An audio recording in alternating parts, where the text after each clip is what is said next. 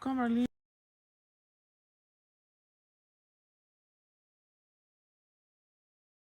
det der fuglefoder bræt op dernede på det der træ. Så nu vil vi se.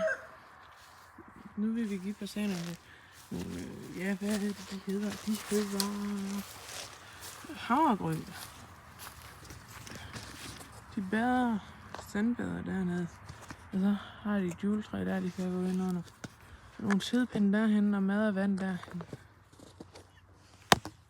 Det tager vi bare lige sådan. Så gør vi bare sådan her med det her havregryn.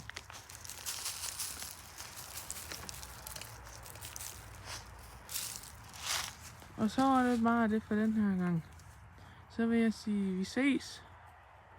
Og så se, nu kommer der en pige tæt på der. Vi har 6 hander og 6 hunder. Og nu vil jeg